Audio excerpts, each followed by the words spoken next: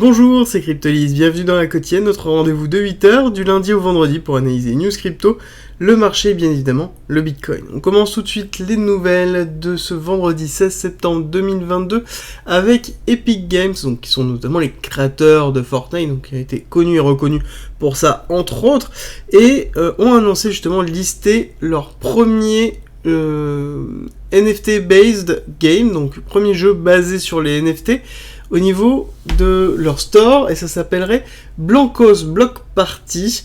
Donc ce serait le premier NFT game d'Epic Games, donc ce serait intéressant de voir exactement comment ça va se dérouler, la mise en place.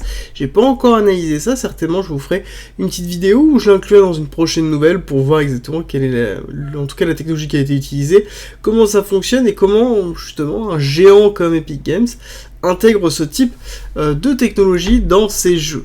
On va continuer les nouvelles avec notamment Fireblocks, qui affiche 100 millions de revenus annuels, générés notamment par les abonnements de ses clients. Alors, il faut comprendre que Fireblocks, c'est un acteur majeur de la gestion de portefeuille crypto, notamment pour les institutionnels et les entreprises. Il permet, par exemple, de stocker, sécuriser des assets, et surtout de les interfacer avec des stratégies DeFi. Donc, c'est vraiment quelque chose qui est optimisé et simplifié pour les institutions ou les grosses sociétés ou les revendeurs pour le Web3 principalement. Donc ça donne un accès au Web3 pour des personnes qui veulent construire des choses très poussées, comme par exemple Midas utilise, je le sais, Fireblocks, dans leur gestion de portefeuille et dans leur gestion de stratégie. Donc ça permet justement d'avoir une couche de sécurité supplémentaire. C'est une des raisons pour lesquelles j'aime bien Midas. Ensuite, nous avons FTX qui fait encore parler de lui. Il semblerait que c'est pas encore confirmé, mais que FTX soit le plus gros enchérisseur sur les assets de Voyager. Alors, Voyager, pour rappel, c'est une plateforme de lending qui malheureusement n'a pas survécu à 3IC, donc notamment au crash de Terra Luna et des différentes crashs de liquidité et de défaut de paiement des prêts, notamment ceux de 3IC. Et justement, on attend aussi la confirmation de cette potentiel achat ou validation d'achat par FTX, et savoir surtout ce qui va se passer des assets. Est-ce qu'ils vont être vendus, est-ce qu'ils vont être stockés? J'ai tendance à penser que si c'est FTX qui les a achetés, c'est pour les incorporer à sa plateforme, donc on n'aurait pas de vente massive, ce qui serait positif pour l'ensemble du marché. Alors, on va terminer les nouvelles pour vous rappeler qu'aujourd'hui, nous sommes dans la journée des 4 sorcières. Pour rappel, au niveau des marchés financiers, c'est 4 jours dans l'année qui sont globalement les jours sur lesquels on va avoir une clôture de 4 types de produits dérivés, qui sont les options sur indice, les contrats à terme sur indice, les options sur action et les futurs sur action, donc qui arrivent à terme toujours le 3e vendredi des trimestres, donc globalement septembre, donc 3e vendredi de septembre, c'est aujourd'hui. Donc quand c'est comme ça, nous avons toujours plus de volatilité sur les marchés. Alors est-ce que ça va se conforter, à savoir que on est quand même dans une phase de contraction de liquidité, on a quand même une phase qui est plutôt bearish, on va aller voir tout à l'heure au niveau du Nasdaq, où on prépare la semaine prochaine. Est-ce qu'on va avoir beaucoup de volatilité? J'ai tendance à penser que non, mais c'est toujours une journée sur laquelle il y a beaucoup de pièges et des impulsions qui peuvent être assez fortes, donc il va falloir faire dans tous les cas attention. Alors, c'est terminé pour les nouvelles, on va attaquer la partie technique, mais avant, n'oubliez pas, le Discord est à disposition, je l'ai créé exprès pour partager toutes les informations sur la crypto-monnaie, la blockchain, le trading et l'investissement. Donc, c'est structuré de cette façon-là, dans la notion de partage. Il y a un coin développement, il y a un coin recrutement, il y a plein de choses. Donc, n'hésitez pas à venir, vous allez voir, il y a plein d'éléments qui vont pouvoir vous aider dans votre vie de tous les jours, lorsque vous apprenez la crypto-monnaie, ou vous apprenez le trading, ou vous souhaitez tout simplement échanger avec des passionnés comme vous, c'est le bon endroit, donc n'hésitez pas à nous rejoindre. Je vous mets le lien en description et en commentaire, et on va attaquer la partie technique avec notre rappel habituel héliotiste. Vague 1, vague 2, vague 3 en avril 2021, nous sommes actuellement dans la vague 4 qui est structurée en A, B, C. Et nous avons une B avec extension, C avec extension, la C est sur 382 au niveau de l'order block. Alors je vais très vite parce que vous avez l'habitude si vous suivez les quotidiennes. Et ce qui est intéressant, c'est que nous avons un BC AR ST SO. Le ST a pris la liquidité du BC, donc nous sommes dans une réaccumulation de week-off, buying climax, automatic rally, secondary test, sign of weakness qui a pris la liquidité profonde de la R, donc une réaccumulation forte, quelque chose qui est très bullish sur le long terme pour notamment BTC. Très bullish sur le long terme, oui, et il faut bien comprendre que là, nous sommes toujours dans une zone d'achat globalement long terme sur lequel nous sommes en dessous des 618 et nous frôlons globalement avec le milieu des 618, donc on est dans une zone vraiment importante au niveau de l'achat sur lequel c'est intéressant de pouvoir rentrer, s'exposer si on est intéressé notamment au niveau du BTC. Pour le long terme, bien évidemment, est-ce qu'on peut descendre plus bas? Oui, en effet, nous avons des targets qui peuvent amener à 14 500 ou 10 000. 14 500, tant qu'on ne casse pas le top de l'un, on reste sur cette hypothèse. Si jamais on break et qu'on va par exemple aux 10 000, on changera d'hypothèse, on ira sur l'hypothèse que je vous ai présentée dans les vidéos, notamment de l'hebdomadaire, avec une fin de 5 en avril, et actuellement une ABC de fin idiotiste. L'important à retenir, c'est que nous avons le halving en 2024 qui nous attend, donc forcément on a des patterns au niveau de l'habitude que l'on peut avoir au niveau de la fractalité de ce qui s'est passé dans les années précédentes. Ce serait d'avoir une remontée du cours, une redescente. Alors est-ce que la redescente casserait le plus bas structurel qui a été fait? Historiquement, c'est 50-50, globalement, non, je dis des bêtises, c'est pas 50-50, c'est arrivé qu'une fois, sur lequel on est descendu plus bas que le lot qui avait été fait, donc les autres, on avait une accélération haussière, retest de l'accélération haussière, et ensuite départ, et globalement, le départ se faisait doucement, et une réaccélération après le halving, quelque chose comme ça. Donc c'est un petit peu la notion de fractalité qu'on a en tête depuis un certain temps. Cette schématique-là ne serait pas en conformité avec aussi cette hypothèse de VAC 5, parce que historiquement, on n'a pas fait de nouvel ATH, là on attend un nouvel ATH dans cette vague 5, c'est pour ça que je vous dis, voilà, plus la temporalité avance, moins cette hypothèse est vraie, et plus on partira sur la suivante. J'attends juste une ou deux confirmations pour pouvoir le faire, parce que tant que c'est valable, c'est valable. On attaque ici un petit zoom sur ce qui s'est passé dans cette dernière partie, une zone de neutralité. On va zoomer un petit peu juste là avant, mais globalement, ça c'est une zone de neutralité où nous y sommes depuis déjà un certain temps. Hop, nous y sommes depuis 83 jours, 90 jours.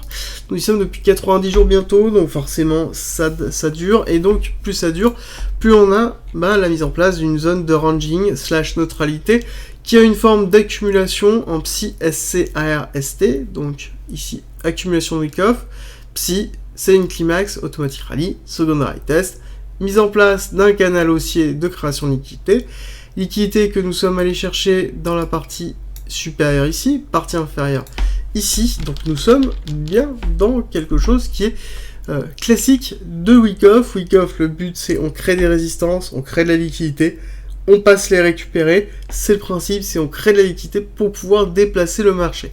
Et ici on pourrait voir donc le SC positionné ici, le grand AR positionné ici, et le grand ST positionné ici, d'accord? Donc on aurait un BC, ici, un AR, et ici un grand ST, d'accord? Ça c'est l'idée, quand on ira un petit peu plus loin, je les noterai pour supprimer globalement l'historique, mais ici nous avons donc la cassure de prise de liquidité qui a été effectuée, réaccélération haussière, où on est réintégré dans notamment le canal haussier avec ici une cassure des liquidités qui se trouvait ici, break baissier notamment du Nasdaq, et en même temps c'est le globalement le long squeeze que je vous avais donné dessus, où je vous avais expliqué que quand on allait casser ici le canal, je vous avais dit que certainement on allait break baissier, et si on regarde un petit peu ce qui s'est passé, en effet on a break baissier très fort, et globalement moi ce que j'attends c'est la mise en place d'une réaccélération haussière, et notamment en train de se diriger vers les 19 500, donc chiffre que je vous avais donné. On n'a pas encore tapé dedans, je pense que ça ne saurait tarder. Allez, à minima je pense le checker, les 19 500, alors, on est allé le checker, on l'a pris, excusez-moi, je dis une bêtise, on l'a pris, vraiment légèrement. Je voudrais qu'on aille peut-être chercher un petit peu plus bas pour notamment aller faire une petite mèche dans l'order block là possiblement mettre en place une petite fin d'accumulation, parce que là on a un début d'accumulation sous forme de cric baissier, donc ça c'est classique. Moi j'aimerais bien qu'on ait une petite accumulation, une deuxième accumulation pour mise en place sur une fin d'accumulation grande, donc une petite accumulation basse, pour repartir à la hausse. Repartir à la hausse qui pour moi a deux possibilités dessus. Soit on se met en place quelque chose que l'on connaît depuis un certain temps, là-dessus serait quelque chose qui serait similaire à ça, hop, donc un canal de compression, d'accord, qui serait logique pour anticiper un mouvement, d'accord, donc là on serait sur un canal de compression possible. Moi c'est un petit peu l'idée, parce que globalement j'ai deux possibilités, soit on part ici, hop, on va reprendre, baisse, accumulation, départ haussier avec break of structure, on casse cette partie-là, et on part à la hausse, ok, donc ça c'est l'idée que j'ai, mais, si jamais on retravaille, ici, accumulation, tac, on repart à la hausse, et on retravaille notamment les 22 200, et on redescend, bah là on serait sur une phase de mise en place de compression de liquidité, quelque chose qui se ferait comme ça, avec un momentum qui se structurait de cette façon-là. Pourquoi je vous dis ça? Parce que, là actuellement, ouais, le momentum est en train de se compresser aussi. Donc on a déjà des petites informations qu'on pourrait partir là-dessus. Il y a une autre possibilité, mais sur laquelle moi personnellement ça ne rentre pas dans mon biais et j'ai pas d'indication là-dessus, en tout cas en état, parce qu'on va arriver sur une fin, on n'oublie pas, une fin de semaine sur le marché classique, donc on va arriver après sur le week-end, ouverture, préparation du discours de la semaine prochaine de Powell, mais globalement j'ai un autre schéma qui serait ici, mise en place d'une redistribution, cassure, on irait chercher les 17 000, le SC. D'accord, là-dessus, j'ai un petit peu du mal à me projeter, parce que ça conforte pas, en fait, l'idée que j'ai actuellement au niveau des liquidités, que on est dans une phase de manipulation d'accumulation. La manipulation d'accumulation, là, actuellement, on est en train, par exemple, de créer des liquidités de short, donc à un moment donné, il va falloir les casser, il va falloir les prendre. Donc moi, l'idée serait d'avoir une accélération haussière. Là, actuellement, on a assez peu de longs dans cette zone-là. Vraiment assez peu. Donc globalement, il y a assez peu d'incentives à aller chercher là. Alors oui, normalement, la pattern classique d'un week-off serait d'aller chercher le SC. Mais admettons déjà, ce n'est pas parce que c'est une pattern classique, explicative des scénarios que c'est le cas. Il faut comprendre la schématique de week-off. Week-off, c'est de la création de liquidité. Et c'est pas parce que on n'y va pas maintenant qu'on n'ira pas plus tard, d'accord? Donc là-dessus, il faut prendre un petit peu de recul. Donc ça, c'est un petit peu le concept que j'ai, et sur lequel j'essaie de prendre un petit peu de recul aussi, moi, au niveau de mon biais que j'ai, qui est quand même un biais majoritairement haussier, avec notamment le passage du merge qui a réussi, donc qui change un petit peu beaucoup la donne au niveau de la tokenomics d'Ethereum, et donc forcément une mise en place d'avancées sur pas mal de choses qui va prendre du temps, mais pas mal de choses qui vont s'améliorer dans les semaines à venir une fois que le post-merge sera terminé et qu'on aura une séparation entre l'Ethereum Proof of Work et l'Ethereum Proof of Stake, qui va jouer, je pense, sur l'ensemble des crypto-monnaies, et notamment le BTC.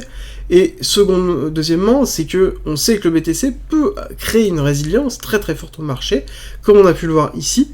Le marché Nasdaq, durant cette période-là, le BTC était en train de ranger, voire même ranger haussier, bah le Nasdaq, lui, était en pleine correction. Donc on sait qu'on est capable de résister, à déterminer est-ce que c'est vraiment le mouvement de manipulation qui est en train d'être effectué, ou pas. C'est un petit peu l'idée globale qu'il faut arriver à discerner pour pouvoir prendre ces décisions maintenant. Pour ma part, je vais attendre la mise en place ici d'une éventuelle accumulation. Si j'ai pas d'accumulation ici, je ne rentrerai pas. Si j'ai une belle accumulation, j'irai chercher à minima les 21 800 pour aller chercher peut-être plus haut par la suite. Voilà, c'est un petit peu l'optique que j'ai. Et on va regarder tout de suite l'order flow. Alors l'order flow, c'est là où je sais que j'ai un biais, et l'order flow me rappelle un peu à l'ordre. parce que j'ai toujours cette contraction, d'accord. Je vous avais dit que potentiellement on repartait à la hausse. Bah là on voit qu'on a refait une forme de contraction. Donc on est en train de se diriger tout doucement vers une diminution des longs, une augmentation des shorts sur les top traders. À côté, on a justement la divergence qui est en train de se faire avec la totalité des comptes sur Binance, où majoritairement les longs sont en train de se construire. Donc là, on a quand même un setup de dump qui est en train de se mettre en place. Donc là, on le garde en tête, généralement quand on a une construction comme ça, c'est une continuité baissière. Une continuité baissière qui est en train de se faire. Quand on aura une inversion des cours, on aura une réaccélération, mais là ce n'est pas le cas du tout. Quand ça contracte, généralement, on a une continuité baissière. Alors par contre, le point à noter, c'est que voilà, les liquidités, par contre, enfin les leverage sur l'open source ne bougent pas et restent à 120 000. Donc ça veut dire que les personnes qui sont déjà placées ne bougent pas, ou en tout cas il y a une compensation entre ceux qui rentrent et ceux qui sortent. Et donc on se retrouve quand même sur un marché qui, somme toute, reste à 120 000 et ne va pas chercher beaucoup plus haut, comme j'avais un petit peu peur à un moment donné où je vous avais expliqué. Donc globalement, là, voilà, c'est juste la petite chose où je me dis, bon, mon biais il est bien, mais il faut impérativement que je garde l'idée qu'on peut aller chercher plus bas, et ce qui est en même temps logique, hein, chercher plus bas, rien que déjà là, je vous dis que d'aller chercher les 19 200, aller travailler cette zone ici, voire potentiellement aller chercher 19 000, donc oui, parce que là on a une liquidité sur la mèche qui a été laissée, donc on pourrait chercher 19 000 pour avant restructurer haussier, mais pour ceux qui ont l'habitude, voilà, mon biais aussi, il n'est pas non plus totalement moche, hein. Là on a une belle divergence, bon allez on est en 30 minutes, mais on a quand même une belle divergence haussière ici, donc on a quand même un signe potentiel de reprise. Là on est en quoi? On est en 1 heure, on a toujours la divergence. Est-ce qu'en 4 heures on a la divergence? J'ai pas vérifié, c'est pas bien ça, c'est pas bien. Et on a, alors la divergence oui et non. On a une petite pattern, vraiment toute petite pattern de divergence par rapport à la réalité, donc en 4 heures aussi. Donc voilà, globalement je pense qu'on peut la marquer sur une descente. Encore, c'est pas encore validé pour moi parce qu'il faudrait justement avoir une consolidation. Là, c'est pas le cas. Donc, on est encore sur une possibilité de dump, mais on a encore cette schématique là d'une remontée et ça reste un petit peu mon biais. Je le sais et je le travaille. C'est le but aussi de tout ça, d'avoir conscience de ces biais et de pouvoir les travailler. Ichimoku, voilà, on a un cross qui a été fait, donc bon. C'est pas forcément... là, c'est quand même un petit peu particulier. C'est particulier ce qui est en train de se faire. Mais moi, ce qui m'intéresse, ça va être de voir la finalité. Est-ce que la cassure de la semaine que l'on va avoir, est-ce que ça va être une cassure sur laquelle on va aller break cette zone-là, donc les 18 500, ou est-ce qu'on va se consolider globalement sur les 19 500? Voilà. C'est un petit peu l'idée que j'ai... voir après pour pouvoir repartir sur une semaine qui serait peut-être potentiellement un petit peu plus bullish, pour pouvoir après break justement les différents niveaux clés et aller réattaquer le Kumo. Ce serait intéressant. Donc Kumo bien sûr avec une réattaque au-dessus des 30 000, hein. Donc quand même un gros niveau sur lequel on sait qu'on a un gros aplat aussi qui nous attend ici à 32 900, gros aplat qui correspond à cette zone de neutralité ici, donc sur lequel on peut attendre le cours. Pour l'instant Ichimoku, comme je vous l'ai dit, je vais le mettre un petit peu de côté avant jusqu'à ce qu'il y ait quelque chose qui se passe. On va attaquer justement le Nasdaq, on a eu une journée hier assez agressive en termes de baisse. Pour rappel, le BTC n'a pas été aussi agressif, hein. Alors est-ce que, voilà, j'ai le BTC, on va juste marquer un petit peu les élans. Alors, globalement, en termes de baisse, on n'a pas été aussi drastique. On a eu la grosse baisse effective, mais après, voilà, on a une forme de consolidation. C'est pour ça que je vous dis que derrière le BTC, depuis un certain temps, depuis qu'il y a eu le crash financier et un départ clair et net de beaucoup d'institutionnels ou de produits consolidés que l'on peut retrouver avec justement une partie d'actifs risqués, notamment le BTC, sont partis, et donc on se retrouve sur quand même une forme de résilience qui nous rend beaucoup plus serein, en tout cas sur l'avenir du BTC par rapport justement au Nasdaq. On est donc là, on a fait un break of structure très important sur lequel on a cassé le plus bas, donc ça veut dire que potentiellement on va aller chercher encore plus bas. Donc la dynamique que j'avais d'un potentiel rebond du Nasdaq dessus est un petit peu remise à mal, donc il faut se réadapter. Donc là on a fait 1,332, ok. Et là si on regarde le mouvement baissier qui a été fait sur celui-là ici, pour essayer de se mettre en place, on aurait le 1 qui serait à 11 600, le 1.1 à 11 500 avec notamment la prise de liquidité ici, et le 332 irait justement casser le top, enfin le lot qui a été lissé ici, sur lequel on aurait justement une bonne continuité baissière. Et si on regarde le mouvement, on considère que ceci est le mouvement entier avec le retracement effectif ici, ça nous emmènerait sur du 1 et du 1-1, hein. Donc 11 000, on casse le lot ici, donc ça veut dire une continuité baissière forte. Après, voilà, comme je vous ai dit, on pourrait avoir un rebond technique sur le 786, ici entre le 886 et 786 avec les liquidités qui sont en attente ici. Mais globalement, je pense qu'il va falloir se restructurer en semaine et attendre la clôture de la semaine. Est-ce que on va avoir une journée sur laquelle on va ravaler une partie? À ce moment-là, ça voudrait dire que la semaine, on la clôture un peu plus haut, donc on aurait une forme d'invalidation de cette continuité baissière. On sait qu'on continuerait un petit peu plus bas pour retravailler les zones basses, en tout cas les zones de liquidité ici, mais donc ça voudrait dire qu'on aurait lundi, mardi, mercredi prochain qui serait sur une attaque agressive et potentiellement arriver sur Powell si on a une continuité haussière. C'est un petit peu l'hypothèse que j'essaie de mettre et de me garder en tête sur une schématique de rebond technique, parce qu'on a fait quand même un break-off structure mineure ici pour une continuité potentielle haussière, mais pour ce faire il faut pas l'invalider. L'invalidation c'est la qui assure ici des 11 000, donc du dernier bas qui a été fait, du dernier lot. Là pour l'instant on est toujours dans une zone potentielle de rebond pour repartir à la hausse et break haussier, mais plus on avance, plus on voit des grosses bougies comme ça. Généralement quand on a une comme ça, on est censé en avoir deux autres, hein. C'est très très schématique d'en avoir trois sur une continuité baissière. Bon, à voir comment ça va se dérouler. On aurait bien 1, 2, 3 continuités baissières, pareil baissier, et donc à ce moment-là, ça voudrait dire qu'on va chercher les 10 500, voire derrière la notion de résilience des crypto-monnaies du BTC par rapport au Nasdaq. On sait que c'est faisable, mais est-ce que ça va être effectué? On sait qu'on a eu un énorme dump qui s'est fait, notamment au niveau du Nasdaq. Lorsque le Nasdaq a lâché, nous avons le BTC qui a lâché aussi, et qui est allé liquider énormément de monde, mais est-ce que ça a été un choix lié à ça, ou est-ce que ça a été véritablement une corrélation entre les deux? Ça, c'est encore une autre optique.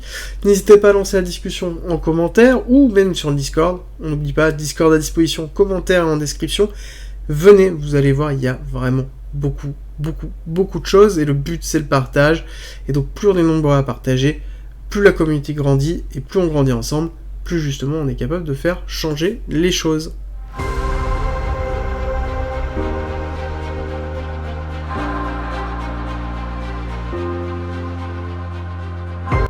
Rejoins le Discord, c'est un lieu unique qui réunit toutes les informations sur l'investissement, le trading, la crypto-monnaie et la blockchain. Tu y trouveras notamment toutes nos annonces, une bibliothèque remplie d'informations mises à disposition gratuitement pour tout comprendre, des salons de discussion pour pouvoir progresser ensemble sur la crypto-monnaie, la blockchain, le minage, la fiscalité, la DeFi bien évidemment, et ensuite l'analyse technique avec la partie débutant, expert, sur les indices, sur même le trading en général. Ensuite, tu as la partie communautaire avec nos signaux, bien évidemment. Et ensuite, les services communautaires, donc de la communauté à la communauté, ainsi que les annonces de recrutement et des salons de discussion pour discuter de chacun des coins, de tes coins préférés. Ensuite, en étant membre du Discord, tu as accès à cryptolis.fr avec plein de guides écrits mis à disposition gratuitement, ainsi qu'un ensemble de vidéos mises à disposition gratuitement, sur lesquelles tu vas y retrouver plein d'informations pour pouvoir te former notamment sur la psychologie, la DeFi, l'investissement, le trading, l'analyse technique bien évidemment, ainsi que les futurs, la gestion des futurs, construire sa propre stratégie, comprendre la technologie de la blockchain et encore avoir accès aux lives, tout simplement rediffusés, qui sont sur le Discord où on traite justement de sujets d'actualité et on discute ensemble et on va plus loin. D'ailleurs, si tu veux aller plus loin, le premium est à disposition et n'hésite pas à nous rejoindre sur le Discord et à poser des questions dessus, tu auras toutes les informations. Si tu aimes mon contenu, like, partage et abonne-toi, ça m'aide énormément.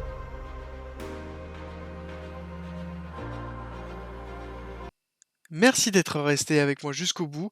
Abonne-toi, partage si t'as aimé et rejoins-nous sur Discord. C'est avec plaisir qu'on t'accueillera. Et à très vite.